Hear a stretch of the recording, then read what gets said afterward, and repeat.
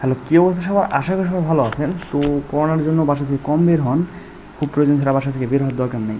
আজকে কথা বলবো হচ্ছে স্যামসাংয়ের নতুন একটি ফোন আসতেছে, স্যামসাং এম সিরিজের, যেটা হচ্ছে স্যামসাং M11। অ্যান্ড খুশির খবর হচ্ছে এই ফোনটিতে এইচডি প্লাস ডিসপ্লে থাকবে, আর পিছনে পাবেন ট্রিপল ক্যামেরা, যেটা হচ্ছে মেইন ক্যামেরা হচ্ছে 13 মেগাপিক্সেলের, আর স্ন্যাপড্রাগনের 450 প্রসেসর ব্যবহার করা হয়েছে। এন্ট্রি লেভেলের ফোন, আর তাও স্ন্যাপড্রাগনের প্রসেসর প্লাস হচ্ছে এইচডি প্লাস ডিসপ্লে, খুব ভালো একটা জিনিস দিচ্ছে।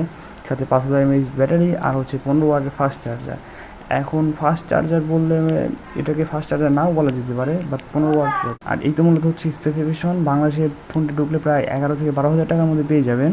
যদিও করোনার কারণে একটু দামটা বেশি হতে পারে, তারপরেও 11-12 হাজারের মধ্যে পাওয়ার সম্ভাবনা আছে।